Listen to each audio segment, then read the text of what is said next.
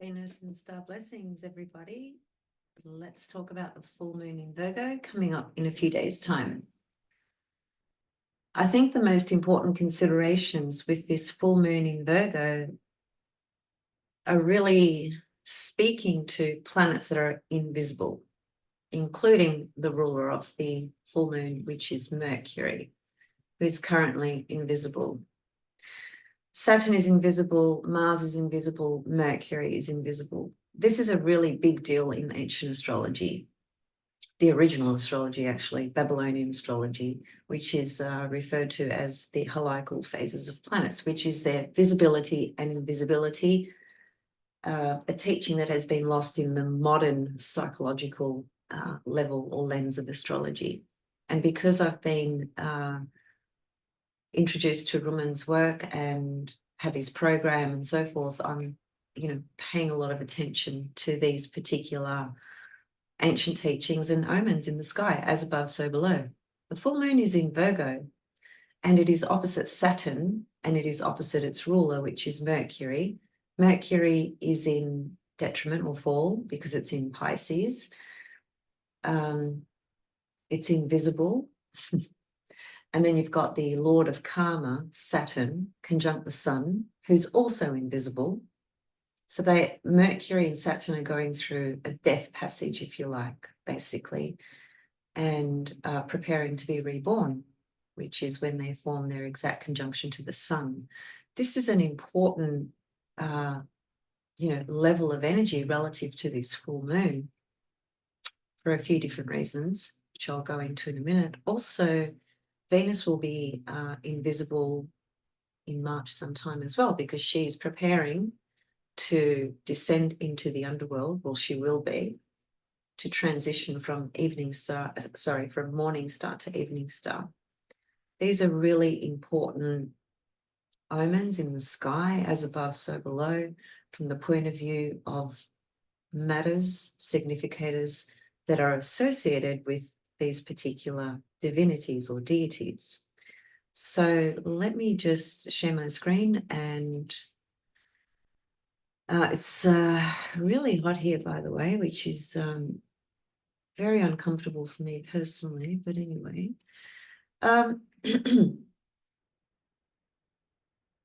One thing that I also wanted to mention, well, there's several things I'm going to mention, but just now that it came to my mind, because the moon is in Virgo, the full moon is in Virgo, I like to think about, the archetypal expressions of each sign when we have, a full moon, new moon, or when we have a planet ingressing into a sign and so forth. And Virgo has a lot of complexities. It's one of the most complex signs in the zodiac, without question. But one wonderful thing, there's lots of wonderful things, but one particular wonderful thing about Virgo is the learning that we can integrate and achieve or process from the point of view of learning new techniques, new methods, bringing in our critical, logical mind to sort through the mess, the chaos, confusion, whatever it may be. Now, having said all of that, look at the ruler to the moon. Here it is in Pisces, Mercury. As I said, Mercury is invisible at the moment because it is basically behind the sun, right? See, the sun's at 5 degrees of Pisces and Mercury is at 2 degrees. So it's behind the sun, isn't it? It's approaching towards a conjunction, but it's not there yet. It will be very shortly. And then not long after that, the sun will catch up to Saturn and form its conjunction to Saturn. So at the moment, Mercury and Saturn are going through a death passage, if you like. And my understanding of planets being invisible, obviously it'll speak to specific matters relative to the planet in question. But as a general rule, when planets are invisible, the matters associated to that planet are hidden, out of view. we take that understanding simply from the fact that the planet is invisible from our perspective here on Earth. As we are viewing the sky, these planets are not visible. So there's a symbolic meaning to that. And there's a literal meaning astronomically as well. From our perspective, visually, we cannot see them. From a spiritual, philosophical, symbolic level, it is pointing to matters associated with these planets are going through a rebirth in our own life and collectively as well. So the advantageous position, perhaps, of planets being invisible for us personally would be to focus on internal growth as opposed to external growth. When planets are visible and direct, particularly, and moving in their motion, that is a time for us to engage externally with the matters associated to that planet in question. But when planets are invisible, there is something hidden. The mystical is more activated, the magical is more activated, the intuition is more activated. It's all the invisible components belonging to the mystical, occult, esoteric that are really active at those times. So the benefit for us, if we can focus on these sorts of passages relative to the planet in question and what that planet associates to, we can benefit in great ways from those levels. But anything we try to do externally and, sort of push hard and try to manifest and make something happen when a planet is invisible is going to probably bring a lot of obstacles and challenges. And of course, obstacles are a key word for Saturn. So with Mercury in Pisces, Mercury has got to do with the left brain, mind, intellect, logical, rational mind, but it is in Pisces, which is the complete opposite to that. It's got to do with the mystical, with spirit, with soul, with spiritual knowledge and things like that. So the moon in Virgo, now where did this cycle begin? Let's just go back to that. The cycle began at the new moon in Aquarius, which was the people. The moon is always people on a mundane collective level. So that new moon in Aquarius was like, I think, almost exactly square Uranus, which of course correlates to the protesting, uproars, rebellious behaviors and so forth that we are seeing collectively on every single spectrum. One other thing, and I'll come back to this full moon, another thing that I was thinking about was the Chiron on the North Node, which I've already spoken about in a previous recording. But of course, what tends to happen is when there is an alignment either approaching or it's already been activated and it's there for some time, depending on how fast something is moving, how fast or slow something is moving. This Chiron North Node conjunction, which is right here, is extremely potent, has been for a little while and still will be for a little while. So we're really in the heart of it. And I was going to say before, and I just got sidetracked and I'll come back to Chiron North Node, although this is connected to Chiron North Node with the moon in Virgo. I was thinking about a technique called EFT.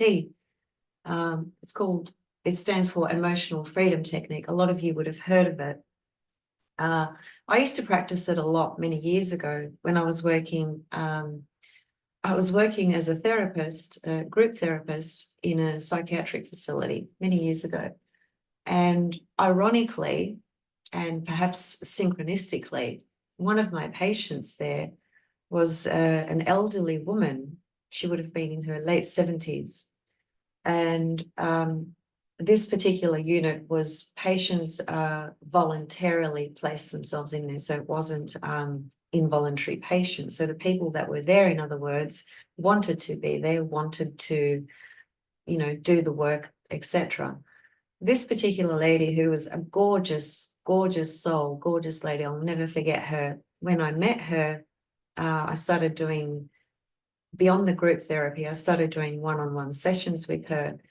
And I remember asking her, have you ever heard of the tapping technique, which is the EFT? So I won't explain the complexities of it, but basically, very simply, it's a tapping technique where you tap on meridian points within the body. There's thousands of meridian points in the body, right? In ancient Eastern medicine, for instance, Chinese medicine like acupuncture and things like that.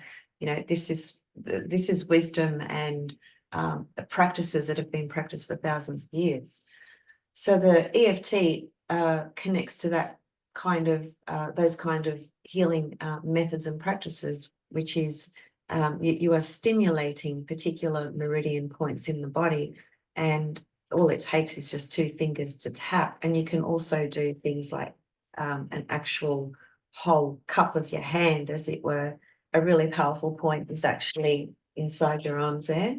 If you were to cup 9 times on each side, 9 times on each side, 9 times, do that cycle like every morning and every night, you'll just feel this incredible stimulation of energy and blood flow through your body. It wakes you up, it wakes up your body. It's incredible. It's very, very healing.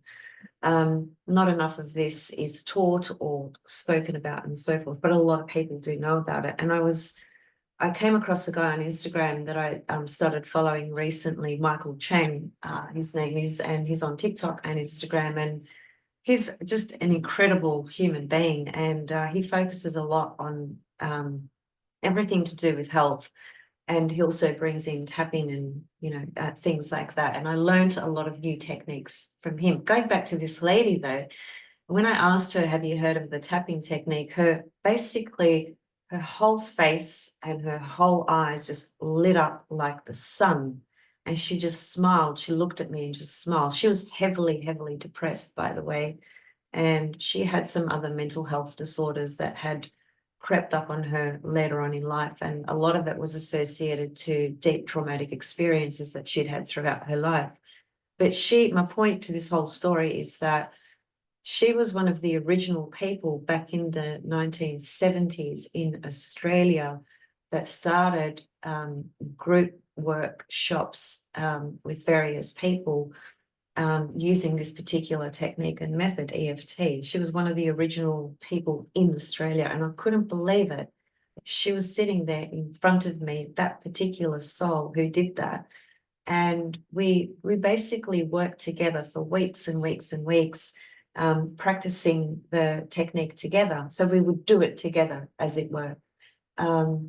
There's particular methods and processes and particular dialogue that goes with it, things that you might say, intentions, things that you're working on and so forth, and particular points that you'll tap in order to correspond to things that you are working on. And once you start practicing it, and when you do it, like when I was doing it with her, honestly, it felt like we're having like an out-of-body experience. You could just feel this. It's really difficult to put into words. You have to do it to experience it yourself, and I'm sure everybody has their own version of it to some extent. But fundamentally, because it wakes up the energy and stimulates the blood flow, and you know, opens up the chi. Chi equals energy. It just stimulates everything. You feel like your whole body is buzzing, but it's a wonderful feeling, and a feeling of freedom and exhilaration and release, which is why it's called EFT, and that stands for Emotional Freedom Technique. I wanted to mention that because some of you might not have heard of it. Some of you might have, some of you might practice it, some of you might not. But I wanted to bring it up because it is a very powerful technique that you can learn yourself at home, that you can practice every day at home for free. And the benefit is huge for your mental health, your physical health, for trauma, for all sorts of things. And I've been really working with it again of late, which is why I'm talking about it. And it's literally connected to the full moon in Virgo, because Virgo is about methods, techniques, anything new that you learn, which is basically about your own self-improvement, right? Virgo is the archetype that corresponds to improving ourselves, improving the quality of our life in whatever way that may be. So there's a technique for you to look into if you already haven't. The other thing I was thinking about with Chiron conjunct the North Node, I was driving to get my coffee before, and a song came on the radio, and it's called Kyrie, which is a Greek word, and it follows Kyrie eleison, which is a Greek term that is used in Christian theology in churches to refer to the Christ, Kyrie eleison. And there is actually a song, it's a pretty old song actually. It was released in 1985 by a group called Mr. M.R. and then the word Mr. M-I-S-T-E-R. And I'm bringing this in because when I was listening to it, it took me right to Chiron North Node. The Chiron North Node conjunction at the moment in Aries is showing the absolute necessity of how much every single person needs to wake up to the healing that they need to do on themselves, Aries, on their own identity. I did speak about this in various ways in a previous recording, so I won't repeat what I said, but it just keeps coming up more and more and more each day with just my own embodied experience with it, with what I'm observing and noticing with other people's posts and things that people are talking about, with the genocide that's happening in Palestine. And last time in my previous recording, I mentioned how I'm getting a lot of backlash and criticism by, certain individuals and so forth, telling me to move on and get over it. Frankly speaking, if you are a soul that thinks one should get over it and move on, you are so out of touch with what matters in this world, which is humanity and humility and compassion and care. This is a collective awakening. Collective awakenings come through crisis. That's the bottom line. So these crises that are appearing, where these souls might have signed up, in their contract to experience what they're experiencing, that means that there is a purpose for us around that as individuals and as a collective family. There's a purpose and there's a duty and there is a call. And that call is to show our own humility and humanity and compassion and unity. The song Kyrie eleison has some wonderful lyrics in it. Things like, my heart is old, it holds my memories, my body burns a gem-like flame, somewhere between the soul and soft machine is where I find myself again. Kyrie eleison, down the road that I must travel, Kyrie eleison, through the darkness of the night, Kyrie eleison, where I'm going, will you follow? Kyrie eleison, on a highway in the night. I love those lyrics, and I feel like, regardless of the fact that it is a term that is used particularly in Greek Orthodox Christian theologian chants in the churches, you don't have to necessarily ascribe to Christianity or be a believer of Christ and the Christian religion to appreciate the sentiment and beauty of the word Kyrie eleison, because it's basically, all you need to do is translate it into a Christ consciousness. And if the word Christ, if you have an aversion to that, just think of it as consciousness, light, spirit, pure light, truth, consciousness, spirit. That's how you can perhaps relate to it. Anyway, I won't read the rest of the lyrics, but it's a great song to listen to. It just reminded me of this Chiron North Node and how imperative it is at the moment for all of us to really work on our own healing. And I mean, like, seriously work on our own healing, really confront and face, our own wounds, our own issues, our own fears, our own pains, our own prejudice, our own narrow mind, our own conditioning, everything, because that's what Pluto in Aquarius is leading us to, the new earth. We can't create the new earth until we clear the old earth. The old earth is being cleared. That's obvious. It's been happening for a long time, actually.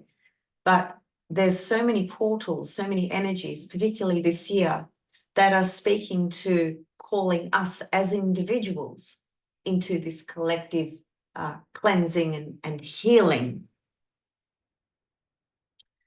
Cleansing is become quite a horrible word of late, because normally we would associate the word cleansing with something that's being purified, something that brings benefit, something that cleans things for us. And, you know, in Palestine, there's ethnic cleansing going on. That's not, that's opposite to what we would normally associate the word cleansing to. So anyway, back to the full moon in Virgo. Given Mercury is invisible, and it is the ruler of Virgo, as I said, and it's forming an opposition to this full moon, given the sun is conjunct Saturn, and Saturn is invisible at this time, and given both Mercury and Saturn conjunct the sun are opposite this full moon, then they are, you know, intricately connected to this full moon energy. And Saturn is the lord of karma, the lord of time, the lord of things being finished or dealt with or separated from, and so forth. So I feel this full moon in Virgo is really a passage of really going within to go through, I suppose, for lack of a better word, an internal reshuffling, you know, realigning, analyzing things, but from an internal space. Because Virgo is about analysis at the end of the day. And it is about showing us where we further need to improve on ourselves. And this is all happening while Chiron is on the North Node. So where do we need to improve ourselves? In every single spectrum of our life. Where do we need to heal ourselves? On every single spectrum of our life. That's why Chiron is on the North Node, leading that path for us, showing us the pathway. But, you know, ripping off the Band-Aids, the bandages, the Band-Aids, ripping it all off to show us what we actually need to do to heal ourselves so that we can heal the world. So I think even though the full moon is always about illumination, of course, and one other thing I like to remind people of, people hold the assumption that during a full moon, that's not a time to begin things necessarily, but that's not actually correct, because if the full moon is illumination, which it is, and through a process of illumination and objectivity and clarity, which is what a full moon is, it's seeing, you know, being objective enough to see clearly enough what's going on around you or within you. So that brings up a new awareness within us, doesn't it? It shows us something perhaps that we couldn't see before, couldn't make the connection, didn't resonate with us before, whatever it was. So through that process of having a new sense of awareness about whether it's a particular subject or a particular perspective or something in our own personal life, because of that new level of awareness that comes through, we are likely to make a new decision perhaps. And that could be just simply changing our mind about something or expanding our understanding and knowledge about something. Whichever way you look at it, it is actually bringing in something new, isn't it? That's why a full moon can also be a process where we begin something new. However, because its ruler is invisible and because it is opposite its ruler and opposite Saturn, and both Saturn and Mercury are invisible, matters pertaining to Saturn and matters pertaining to Mercury are going through an internal transformative process within us. So we too must die, as it were, you know, with these divinities, go into the underworld, the mystical, the unseen, right? And process and feel into, and feel is a good word because it's all in Pisces, feel into that energy, what is rising within us. Not from the point of view of, I've got to do this, I've got to do that, I've got to do X, Y, Z, I've got to create this, I've got to meet with that person, I've got to, you know, set up that. I'm not talking about those things. Because when planets are invisible, external activity should be limited.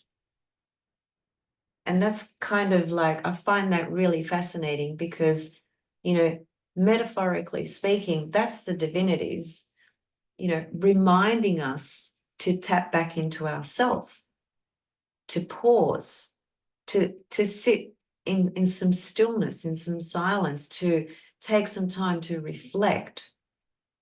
There is a time for reflection and pause, consideration, internal assessment and processing and releasing. And then there is a time for external proactive action. And that is shown to us by the divinities being visible or invisible.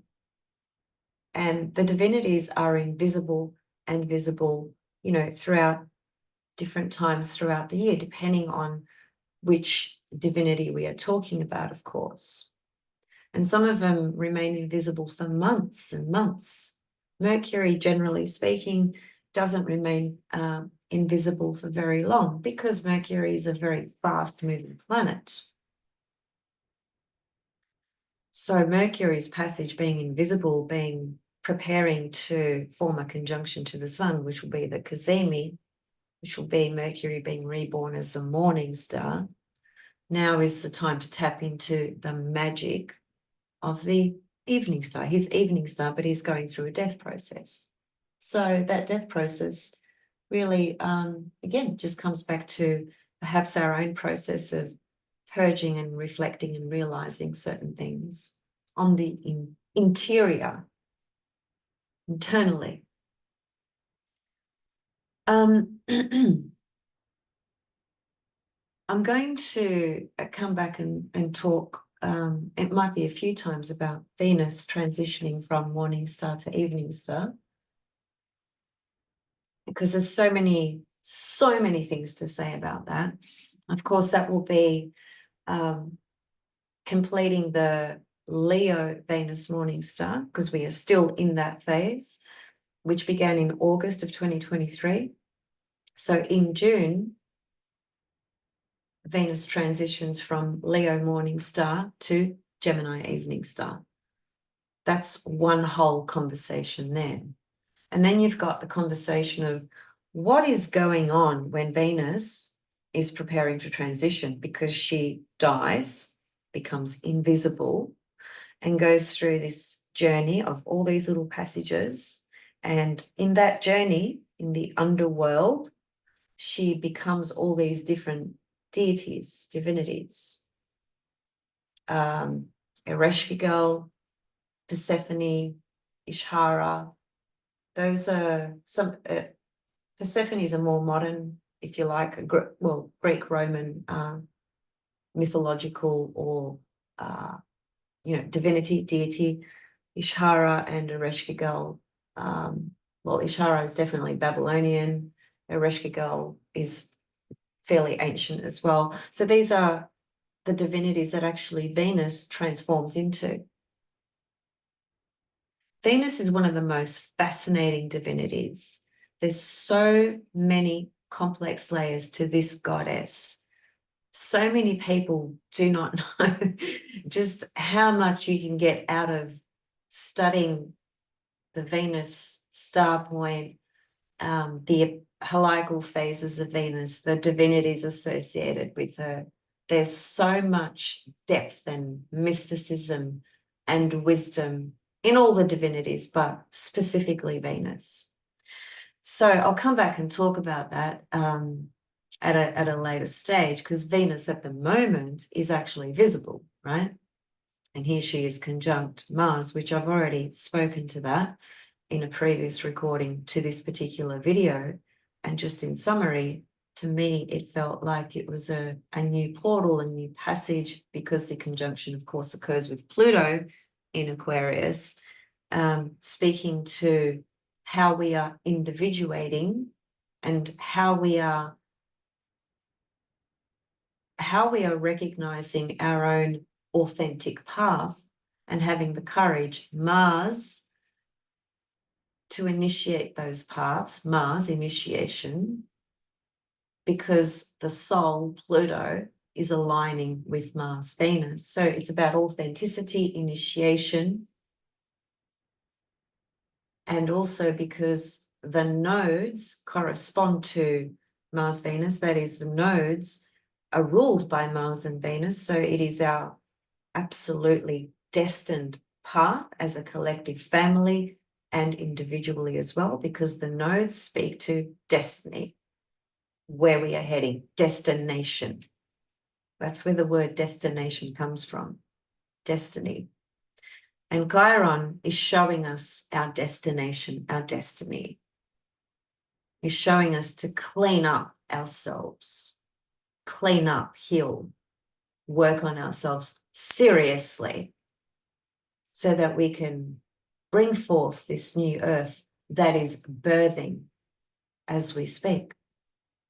And a full moon in Virgo might just highlight the further things that we need to clean up, Virgo, organize, Virgo, learn, improve, and also implement our critical reasoning skills to discern what we are perceiving. And the Saturn there, I think, is really bringing up karmic issues as well. Issues of separation and issues of karma. Karmic imprints are being cleared and released as well during this full moon. I have to admit, it's not an easy full moon. I suppose there is a trine from Jupiter. The conjunction to Saturn speaks more loudly. That is the sun being conjunct Saturn and Saturn being opposite the moon, because an opposition and a conjunction are the two most powerful aspects, and they are incredibly intense. A trine aspect is really powerful as well. I'm not diminishing the trine aspect, but when you're looking at this picture, you've got to see, well, which is the closest aspect? Is it the trine, or is it the conjunction, or is it the opposition, or is it the square, let alone other aspects? In this case, it's the opposition that's louder, which is Saturn. And Jupiter may offer some support, and perhaps even a little bit more support, because Jupiter is in the moon's exalted sign. So there's some reception going on there. But no, I just realized. Okay, this is where reception gets cancelled out. Jupiter is in the moon's exalted sign, but the moon is in Jupiter's sign of detriment. So where there could have been some reception, it's cancelled out because the moon is in Jupiter's detrimental sign.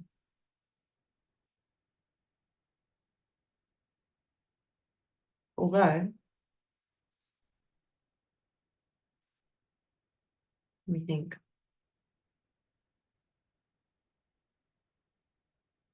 There might still be some aid, some support actually, because it's not they're not mutually debilitated in their reception. It's a one-way debilitation. That is that the sign that the moon is in is Jupiter's detriment sign, but the sign that Jupiter is in is the moon's exalted sign. So it doesn't cancel that out, disregard that comment. There is some support, but the fact that there's some detriment here, I think that, takes away perhaps some of the goodness of what the trine from Jupiter could really deliver otherwise. So there's that. And then, of course, Mercury is in detriment and fall here, which is the ruler of the moon as well. So I think, there might just be some things that Virgo, Virgo can bring up things that we're not satisfied with, We're just not satisfied. We're not content. We're not happy with this. We're not, we're just not happy about this and that and the other. We're not, it's a lack of contentment, if you like. But it is that uncomfortable lack of contentment, if you like, energy, that sometimes is the very thing we need to push us into changing a situation.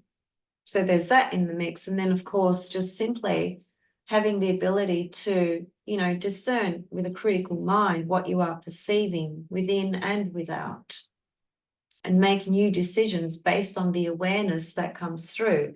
Full moon, illumination equals awareness. I'll leave it there for today because I really just wanted to bring in these key points about the invisibility of these planets lining up with the full moon and what the primary focus really is here, excluding a number of other things that are going on as well, which I'll come back and speak to. But if I don't come back to speak to the Sun-Mercury conjunction or the Sun-Saturn conjunction, I believe I will. Yeah, I believe I will. But in case I don't, just observe when the Sun-Mercury conjunction happens and when the Sun-Saturn, well, I'll show you actually.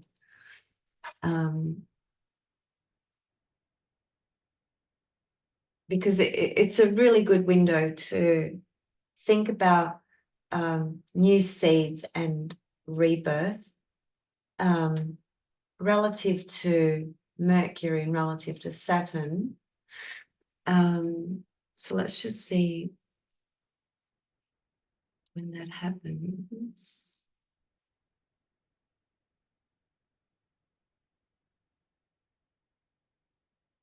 So basically 28th of February is the Sun-Mercury conjunction. And look at that, Sun-Saturn as well. So the Sun-Mercury happens first, and then it'll probably be hours later where the Sun-Saturn forms a conjunction as well. And so that's around the 28th of February. So just keep that in mind in case I don't come back and talk about that further. I will try though. Just depends on what's going on. Okay, so I hope you enjoyed those perspectives or teachings or insights, whatever you want to call them. And see you soon with much more. And also reach out if you want to have a personal reading with me, or if you want to join my 12-week series of classes that have just begun. So it's not too late to start now. Reach out if you want to know about any of that or anything else, because I've got some webinars that I've done in the last couple of years, that a Pluto one, a Venus one.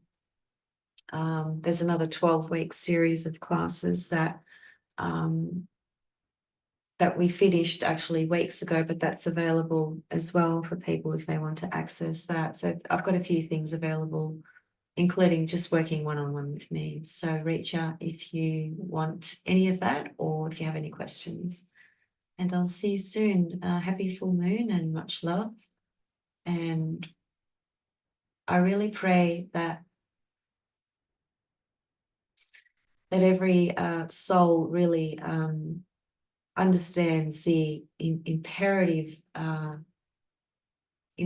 calling of Chiron on the North Node, which is basically cleaning up our own stuff on every level. Bye for now.